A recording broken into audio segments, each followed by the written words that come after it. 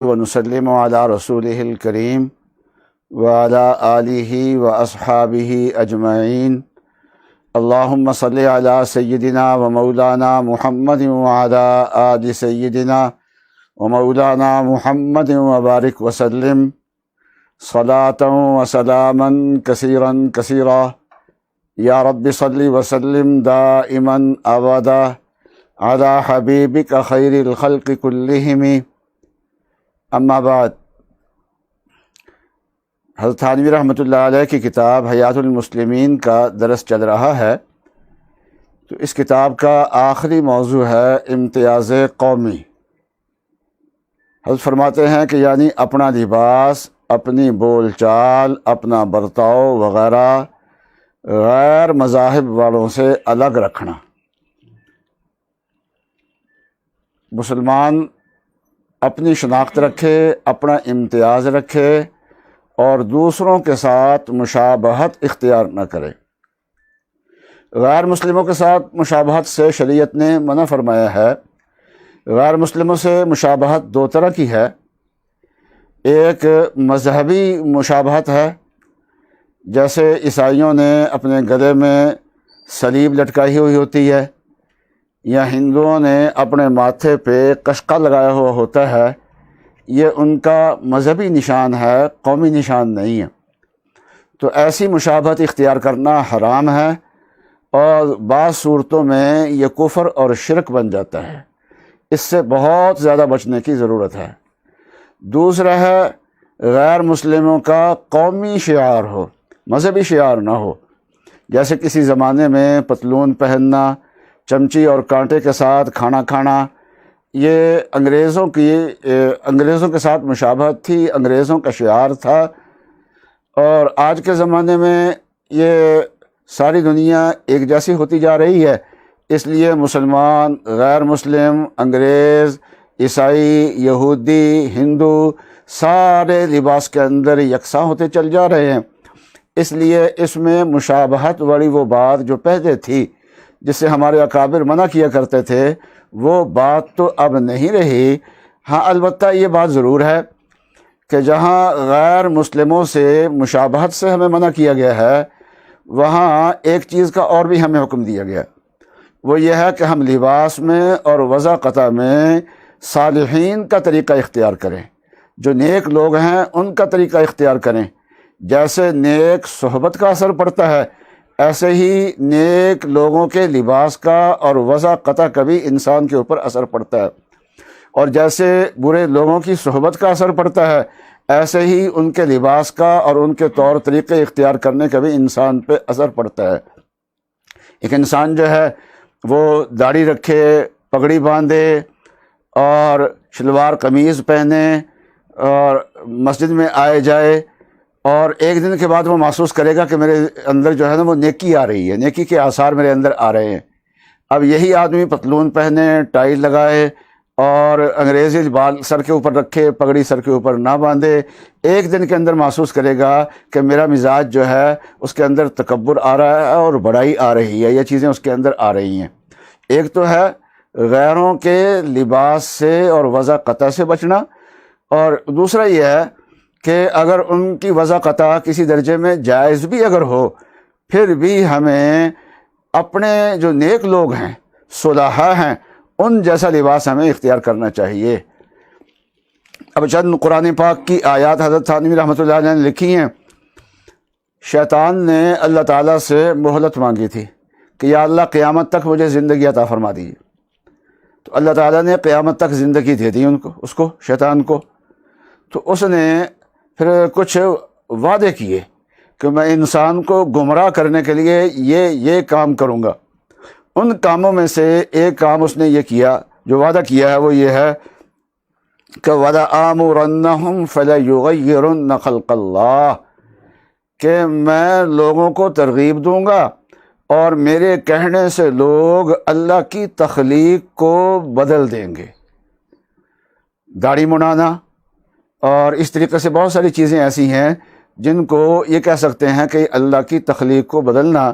باقی اس کے مسائل کی تفصیل جو ہے وہ علماء سے پوچھی جا سکتی ہے، یہ مختصر مجلس اس کے لیے کافی نہیں ہے۔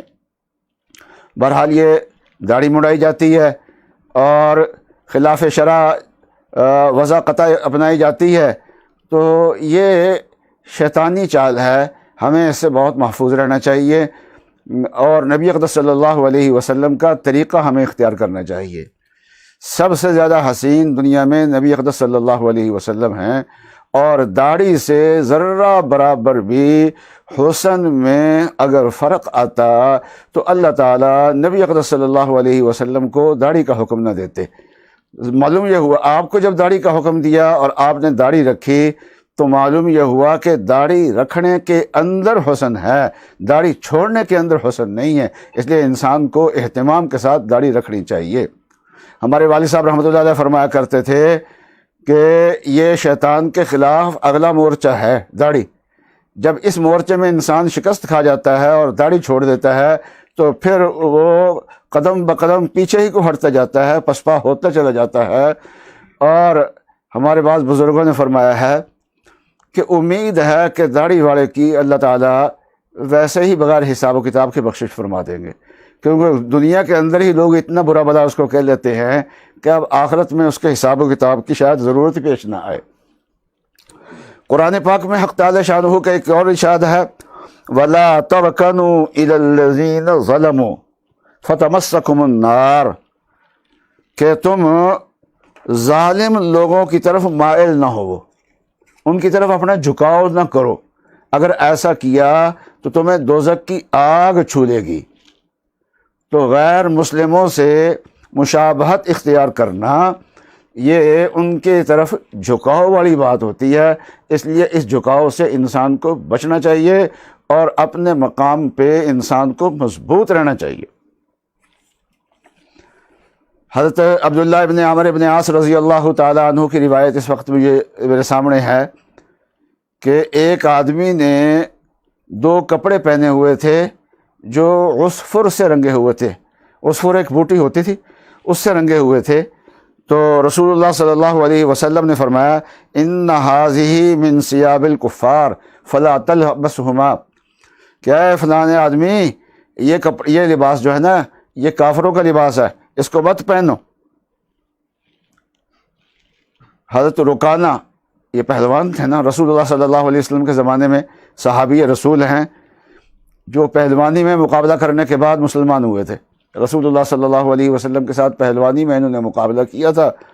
وہ فرماتے ہیں کہ رسول اللہ صلی اللہ علیہ وسلم کا ارشاد ہے، فرمایا فرق ما بیننا و بین المشرکین العمائم علی القنانس، کہ ہمارے اور مشرکوں کے درمیان پگڑی میں فرق یہ ہے کہ ہم ٹوپی کے اوپر پگڑی باندھتے ہیں اور مشرکین بغیر ٹوپی کے پگڑی باندھتے ہیں۔ اس لیے مطلب یہ ہے کہ ہمیں اتنا معمولی جو فرق ہے غیر مسلموں کے ساتھ اس کا بھی خیال کرنا چاہیے۔ اور حضرت صلی اللہ علیہ وسلم کا ایک ارشاد ہے اور بہت ڈرنے والی بات ہے، بہت ڈرنے والی بات ہے۔ کیا ہے ارشاد؟ فرمایا من تشبہ بقوم فہو منہم، جو آدمی کسی قوم سے مشابہت اختیار کرے گا وہ آدمی انہی میں سے ہوگا۔ آگے حدیث ہے، اس حدیث کو سمجھنے کے لیے ذرا مسئلہ سمجھ لیتے ہیں کہ عورتوں کے لیے ریشم پہننا جائز ہے اور مردوں کے لیے ریشم کا لباس پہننا جائز نہیں ہے، الا یہ کہ کوئی بیماری ایسی ہو کہ اس میں ریشم کا لباس پہننا ضروری ہو جائے، ریشم پہننا جائز نہیں ہے مرد کے لیے۔ البتہ یہ ہے کہ بقیہ لباس تو کسی اور چیز کا ہو اور 4 انگل کے برابر اس میں پٹی لگی ہوئی ہو ریشم کی، تو مرد کے لیے یہ جائز ہے، اتنا ریشم پہننا مرد کے لیے جائز ہو جاتا ہے۔ تو رسول اللہ صلی اللہ علیہ وسلم نے ایک خاص قسم کے ریشم سے منع فرمایا ہے کہ کپڑے کے نچلے حصے میں اور کندھوں کے اوپر ریشم لگا ہوا ہو، کندھوں کے اوپر اور نیچے پٹی لگی ہوئی ہو۔ اس سے کیوں منع فرمایا؟ اس لیے کہ یہ کافروں کا طریقہ تھا، تو رسول اللہ صلی اللہ علیہ وسلم نے اس سے منع فرما دیا۔ حضرت صلی اللہ علیہ وسلم کے زمانے میں کفار مشرکین بھی تھے، حضرت صلی اللہ علیہ وسلم نے ان کی مشابہت سے بھی منع فرمایا ہے، اور اہل کتاب بھی تھے جن کا دعویٰ یہ تھا کہ ہم موسیٰ علیہ السلام کے دین پہ چلنے والے ہیں، ہم عیسیٰ علیہ السلام کے دین پہ چلنے والے ہیں، اور مدینہ منورہ میں زیادہ تر یہود تھے جو موسیٰ علیہ السلام کے دین پہ چلنے کا دعویٰ کیا کرتے تھے۔ شروع میں اللہ تعالیٰ کا حکم یہ تھا کہ ان کے ساتھ موافقت کی جائے۔ چنانچہ مدینہ طیبہ جب رسول اللہ صلی اللہ علیہ وسلم پہنچے ہیں تو آپ کا قبلہ بیت اللہ شریف کی بجائے بیت المقدس آپ کا قبلہ تھا، اور اہل یہود جو تھے وہ جب سر پہ کنگھی کرتے تھے تو درمیان میں مانگ نہیں نکالتے تھے بلکہ بالوں کو سیدھا ہی کنگھی کر لیتے تھے۔ تو حضرت صلی اللہ علیہ وسلم شروع میں سیدھی کنگھی کیا کرتے تھے، ان کے ساتھ موافقت فرما لیتے تھے، لیکن بعد میں پھر اللہ کا حکم یہ ہے کہ یہود کی مخالفت کرو۔ بہت ساری باتوں میں حضرت صلی اللہ علیہ وسلم نے فرمایا یہود کی مخالفت کرو۔ یہود جوتا پہن کے نماز نہیں پڑھتے، تم جوتا پہن کے نماز پڑھو، یعنی اگر جوتا پاک صاف ہو کسی کا اور اس میں سجدہ ہو سکتا ہو، ایسا جوتا ہو، تو گھر میں کبھی جوتے پہ نماز پڑھ لے تو ایسا کرنا جائز ہے۔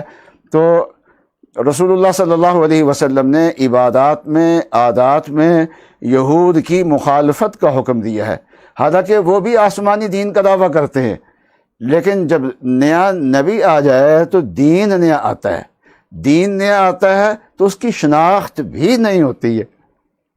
تو رسول اللہ صلی اللہ علیہ وسلم نے موسیٰ علیہ السلام کو سچا نبی کہا ہے، اور قرآن پاک نے ان کی بڑی شانیں بیان کی ہیں، نبی اکرم صلی اللہ علیہ وسلم نے بڑی شانیں بیان کی ہیں۔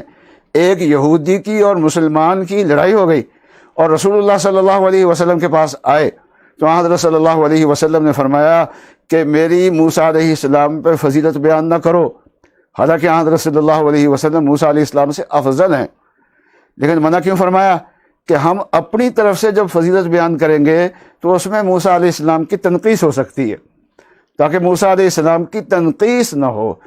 تو اتنا احترام موسیٰ علیہ السلام کا تھا، لیکن اس کے باوجود رسول اللہ صلی اللہ علیہ وسلم نے یہود سے اپنے طریقے کو الگ رکھا ہے، عبادات میں، عادات میں بھی۔ اور جب مرزا غلام احمد قادیانی نے اپنے نبی ہونے کا دعویٰ کیا ہے تو اس کا تقاضا یہ تھا کہ یہ بھی اپنے طرز عمل کو، اپنی عبادات کو، اپنے طرز زندگی کو، اپنی عادات کو مسلمانوں سے الگ کرتا، جیسے رسول اللہ صلی اللہ علیہ وسلم نے اپنے طریقوں کو یہود سے الگ کرنے کا اہتمام کیا ہے، لیکن یہ الگ کرنے کی بجائے اپنے بلکہ اسلامی جو اصطلاحات ہیں ان کو استعمال کرتا ہے، حتیٰ کہ ان کم بختوں نے کلمہ بھی اپنا نہیں بنایا، اور کلمہ بھی مسلمانوں والا چوری کیا ہے۔ دنیا میں کوئی قوم ایسی نہیں آئی جو کلمہ چور ہو، یہ ایک قوم ایسی آئی ہے جو کلمہ چوری کر رہی ہے، کلمہ ہمارے والا پڑھ رہے ہیں، لیکن مراد محمد الرسول اللہ سے غلام احمد قادیانی مراد لے رہے ہیں۔ اس لیے ہماری سپریم کورٹ کا فیصلہ یہ ہے کہ باقی جو اصطلاحات اگر غیر مسلم استعمال کریں، قادیانی مسلمانوں کی اصطلاحات استعمال کریں تو ان پہ دوسری دفعات لگیں گی، لیکن اگر کلمہ وہ پڑھتے ہیں تو 295 ان کے اوپر لگے گی۔ یہ توہین رسالت ہے ان کا کلمہ پڑھنا جو ہے، اس لیے کہ وہ کلمہ جو پڑھتے ہیں وہ محمد الرسول اللہ سے مرزا غلام احمد قادیانی مراد لیتے ہیں، اور اس سے زیادہ نبی اقدس صلی اللہ علیہ وسلم کی اہانت کوئی اور نہیں ہو سکتی۔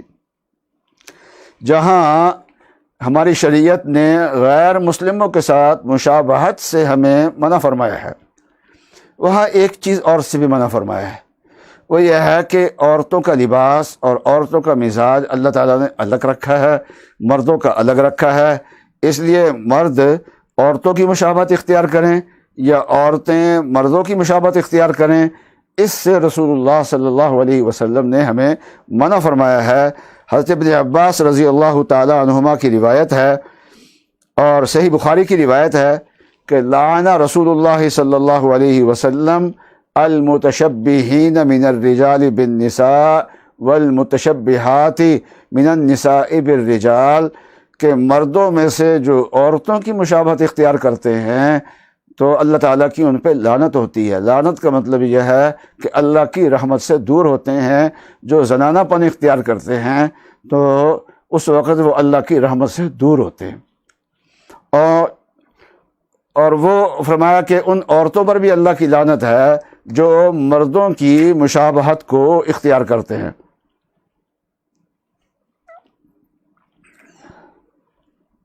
اس موضوع پہ اور بھی بہت ساری روایات ہیں۔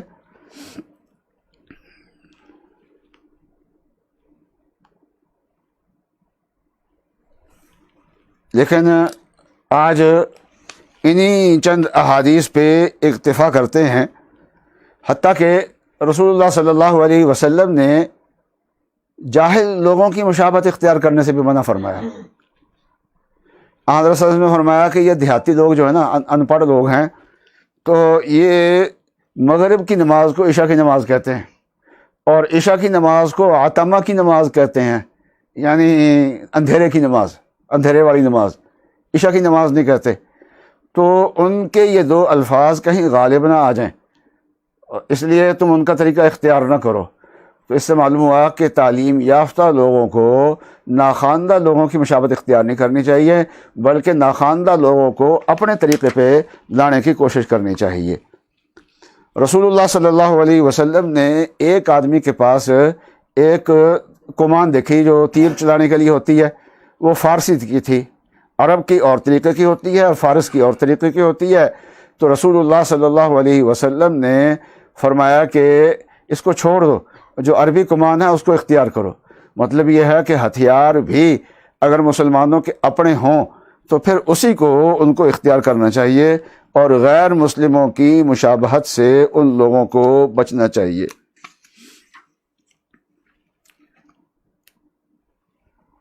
اور ہمیشہ رسول اللہ صلی اللہ علیہ وسلم کی سنت کو اختیار کیا جائے اور صحابہ کے طریقے کو اختیار کیا جائے۔ حضرت صلی اللہ علیہ وسلم کا ارشاد ہے، فرمایا کہ پچھلی امتیں جو ہیں وہ 72 فرقے بن گئی تھیں، اور میری امت جو ہے وہ 73 حصوں پہ تقسیم ہو جائے گی۔ ذرا غور سے سنیے۔ تو مگر سارے کے سارے دوزخی ہوں گے، ان میں سے ایک جماعت ایسی ہوگی 73 میں سے جو جنت میں جانے والی ہوگی۔ تو لوگوں نے عرض کیا، یا رسول اللہ وہ کون سی جماعت ہے؟ تو اب ذرا غور سے سنیے، جہاں امت میں تفریق تو ہے، فرقے تو ہیں امت میں، لیکن اس فرقے کے ماحول میں ہمیں کیا اختیار کرنا چاہیے، ہمیں کون سا راستہ اختیار کرنا چاہیے؟ اس موقع پہ رسول اللہ صلی اللہ علیہ وسلم کی تعلیم کیا ہے، قرآن کی تعلیم ہمارے لیے کیا ہے؟ تو فرمایا کہ لوگوں نے پوچھا، یا رسول اللہ وہ ایک گروہ جو ہے وہ جو جنتی ہوگا وہ کون سا ہے؟ فرمایا ما ہی یا رسول اللہ، فرمایا ما انا علیہ و اصحابی، جس طریقے پہ میں ہوں اور میرے صحابہ ہیں، جو لوگ اس طریقے پہ چلیں گے وہ جنتی ہوں گے۔ تو رسول اللہ صلی اللہ علیہ وسلم کی سنت اور صحابہ اکرام کا طریقہ وہ جو ہے یہ تو نجات کا ذریعہ ہے۔ تو رسول اللہ صلی اللہ علیہ وسلم نے کتاب کا حوالہ نہیں دیا، یہ نہیں فرمایا کتابی بن جاؤ، کسی علم کا حوالہ نہیں دیا، کسی کتاب کا حوالہ نہیں دیا۔ رسول اللہ صلی اللہ علیہ وسلم نے شخصیات کا حوالہ دیا، فرمایا کہ وہ میں، حضرت وسلم خود بھی تو ایک شخصیت ہے نا، اور کیا فرمایا وہ اصحابی، اور میرے صحابہ۔ تو معلوم کیا ہوا کہ جہاں امت کے مختلف فرقے بن جائیں وہاں کوئی کتاب معیار نہیں ہوتی، وہاں معیار کیا ہوتا ہے؟ وہ رسول اللہ صلی اللہ علیہ وسلم کی ذات عالی اور صحابہ اکرام کی جو ذاتیں ہیں وہ ہیں۔ ہم لوگ بڑوں کو کہہ دیتے ہیں جی بابے بزرگ، ہم بابوں کے طریقے پہ نہیں چلتے، نہ، بابوں کے طریقے پہ ہی نجات ہے۔ ہم ہر روز سورہ فاتحہ پڑھتے ہیں، اہدنا الصراط المستقیم، اللہ تعالیٰ سے مانگتے ہیں یا اللہ ہمیں سیدھے راستے کی ہدایت عطا فرما۔ سیدھا راستہ ہے کیا ہے؟ فرمایا صراط الذین انعمت علیہم، اے اللہ جن بندوں پہ آپ نے انعام فرمایا ہے نا، ان بندوں کا جو راستہ ہے وہ ہے سیدھا راستہ۔ تو یہ جو بزرگان دین اور جو ہمارے پہلے گزرے ہیں اور جو صحابہ کے طریقے پہ چلے ہیں، پھر صحابہ اکرام ہیں، پھر رسول اللہ صلی اللہ علیہ وسلم ہیں، یہ تسلسل سے سلسلہ چلتا ہوا آ رہا ہے۔ صحابہ کو جماعت کہہ دیتے ہیں، اور صحابہ کے طریقے پہ چلنے والے سب کو جماعت کہہ دیتے ہیں، اور رسول اللہ صلی اللہ علیہ وسلم کے طریقے کو سنت کہہ دیتے ہیں۔ اس لیے نجات پانے والا طبقہ کون ہے؟ جو سنت اور جماعت والا ہوگا، اس لیے کہہ دیتے ہیں اہل السنہ والجماعہ۔ اہل السنہ والجماعہ جو سنت اور جماعت کے طریقے پہ ہیں۔ تو اللہ کے انعام یافتہ جو بندے ہیں، تو اللہ تعالیٰ نے بھی بندوں کا حوالہ دیا ہے، اور رسول اللہ صلی اللہ علیہ وسلم نے بھی بندوں کا حوالہ دیا ہے۔ آج کے سبق میں صرف اس مسئلے کی طرف متوجہ کرنا مقصود ہے، مسئلے کی ساری جزئیات کا اس وقت بیان کرنا مقصود نہیں ہے کہ تشبہ کی کون سی صورتیں جائز ہیں، کون سی ناجائز ہیں، یہ علماء کرام سے پوچھا جا سکتا ہے۔